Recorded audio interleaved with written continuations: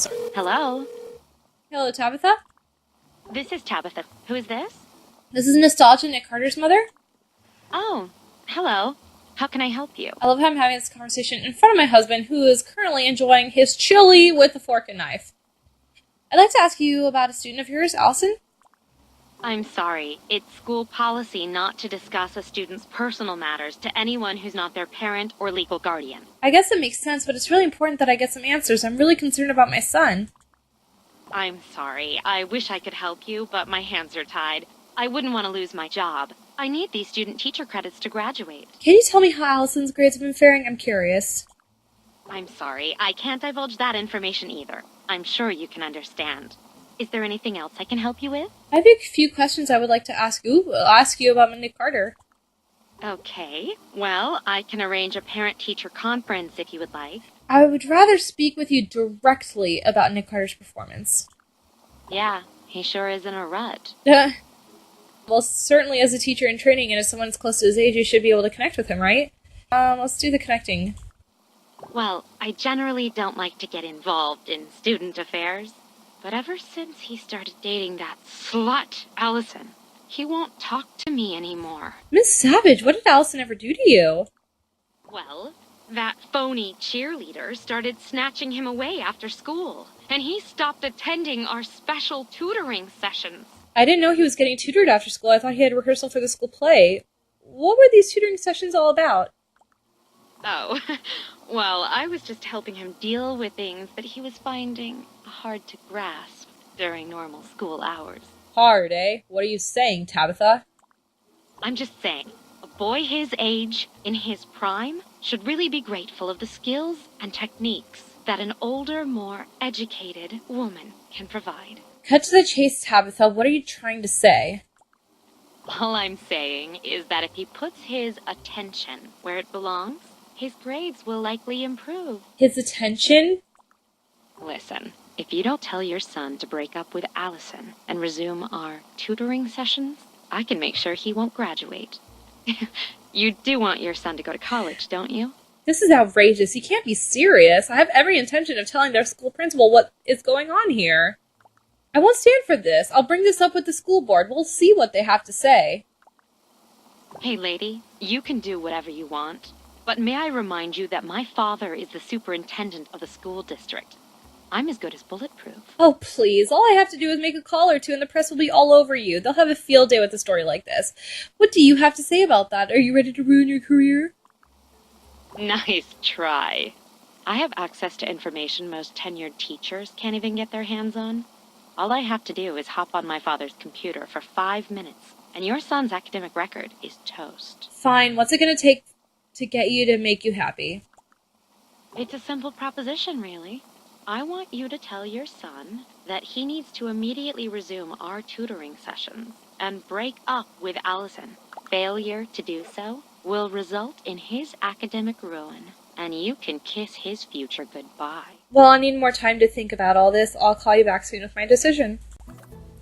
And, of course, we're not actually going to, well, you know what? No, I'm not going to think about this. I'll just call her right back and say, okay, that's fine. Oh, hello, it's you again. Yes, I need to talk about Nick Carter with you again. Cut the crap and tell me if I'll see your son at tomorrow's tutoring session. I'm eager to show him some new study methods. My son must be really, really fucking good at sex or oral, whatever he is that he's doing to Tabitha. Because damn, she ain't ready to give up on that. Okay, you win. I'll have a talk with Nick Carter. I can be very persuasive. I'll make sure he starts coming back to sessions with you. Just don't do anything to hurt him. Is my husband really eating chili again? Oh no, he's just sitting and being weird. Son, where are you? Are you upstairs? There he is. Just in time for me to break up his whole life. Hey, Mom. What's for dinner? We're having pasta, but you may not have much of an appetite after we're done talking. Oh, great. What did I do now? I called your teacher. Apparently you've been having some problems in school. I had to talk with your teacher, and I'm definitely not pleased. There are going to be some new rules around here. Your teacher told me you haven't been doing well in your English class. Let's do this one.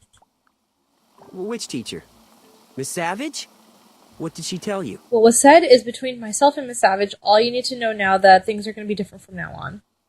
She told me enough for you to know that... Wait, hold on. She told me enough for me to know that you need some new rules installed to make sure you graduate. Don't you worry about that. All you need to know is that things are going to be changing around here. She's crazy, Mom. Don't listen to her. Just let me fail out of that class. I can make it up later. That just won't do. You're going to have to break up with Allison. You're going to stay after school with Miss Savage until your grades improve. There's no bargaining, Nick Carter. You will immediately break up with Allison and start attending your regular tutoring sessions with Miss Savage. Time is up. There is no later. The situation demands action now. You will start going to Miss Savage's tutoring sessions again, and you will break off all ties with Allison. What? That's nuts! Do you realize how unfair that is? How wrong? I'm doing this for your own good. You'll understand when you get older. Highly doubtful, Mom. I can't just change the way I feel about Allison and get back with that psycho woman.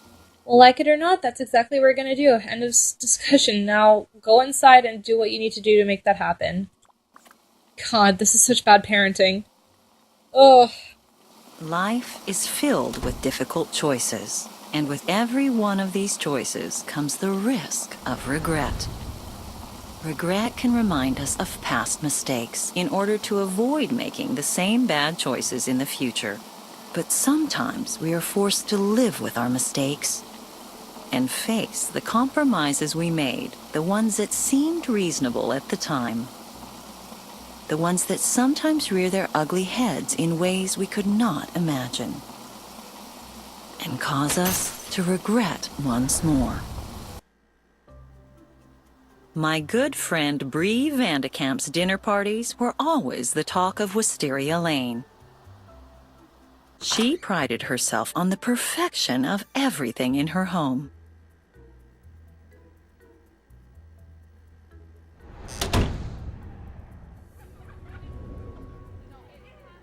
From being the perfect host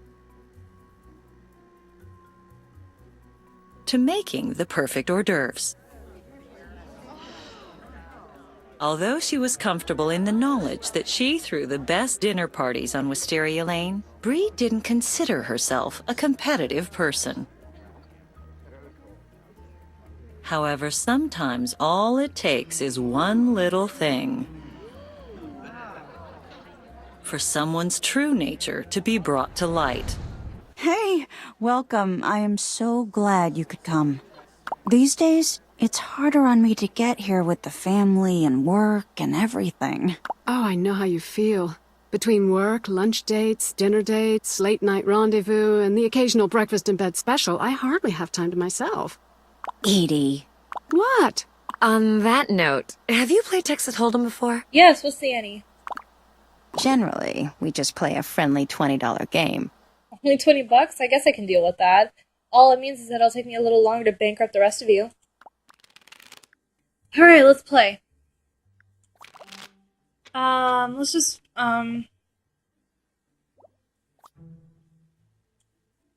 let's fold.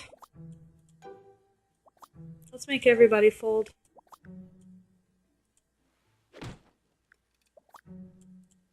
I probably should actually not have done that.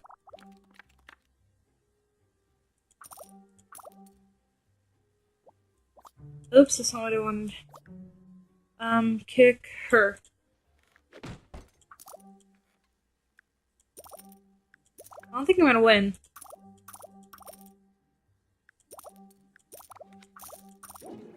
Damn it! Not a bad first round there. So, seeing as how I won't be able to come to poker night for a while, what do you ladies think about perhaps inviting Daniel Fox? That's no reason to leave an open seat. Besides, it'll be fun to have a male opinion around here. Even if it's more likely an opinion criticizing our makeup choices than anything else. In no way is what I'm about to say or choose have anything to do with the subject, just so you know. I thought this was girls' night, but what do I know? Deal 'em up.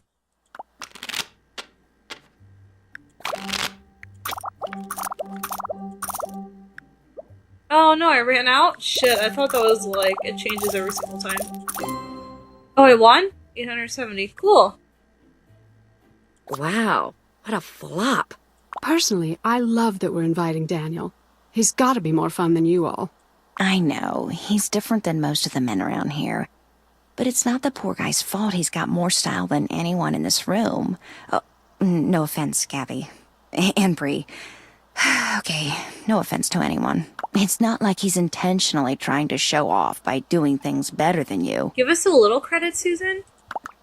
You know what I mean. Of course we do, Susan. You're not worried because you have nothing to lose. You've already driven every straight man in your life away. You're probably better off anyhow, Susan. Anyways, how about another hand? Alright, so far Gabrielle's not doing the best. Let's make her bankrupt. Fuck, she won? Another hand. Well played. It's not that I don't like Daniel. I'm just not used to feeling like I'm competing with a man in that department. I know what you mean, Bree, but trust me. If a gay guy is really competing with you for a man's attention, there's probably something you don't know about that man. I mean, haven't you heard of Gaydar? When I saw him shopping last week, his clothes were just so perfect. Even the straight men were looking at him instead of me. That's never a problem for me. How can you guys be so sure he's gay, anyhow? It's not like he's done anything that you could definitively reason one way or the other. This is stupid. Damn it, now who's the lowest one? Lynette.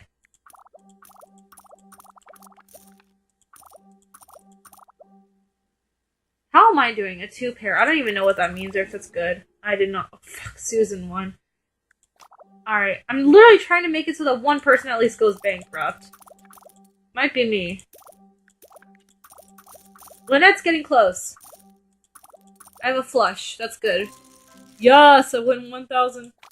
Okay, let's bankrupt Lynette. That's goal number 1.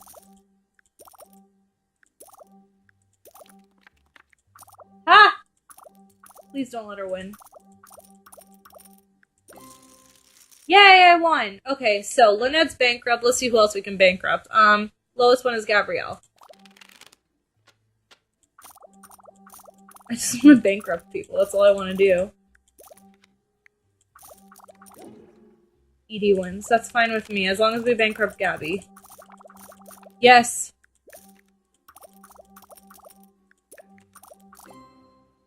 Damn it, Gabrielle won some. Fuck. It's about time I headed home. Damn it! Good night, all. No! Alright, well that I guess I'll sign off. I'll start this later. For the time being, at least you guys saw me be a dick to my son. He has to, fortunately, resume fucking his student teacher instead of his girlfriend. But, yeah, hope you guys enjoy this. I don't enjoy being a bitch, although it can be kind of nice sometimes. It really helps me take in that, like, you know, anger I have building inside from all of the Harry Potter nonsense. Just kidding, I actually love Harry Potter. But I will go ahead and continue to do some Sim stuff. Probably Princess. What I'm going to do is I'll probably end up, like, moving her into another house with Lance Bass as soon as the kids get older. Keep popping out babies. Leave them at my oldest son's house, who I think it's Nick Carter, who has done remarkably well for himself, despite being bald and working at the grocery store. So, be like Nick Carter, guys. Never stop dreaming. Do the best that you can, and you can afford a 2-bedroom house, unlike your parents who can only afford a 1-bedroom. So, hope you like the channel. Hope you enjoy my evil Desperate Housewives playthrough, and I will see you guys later. Bye.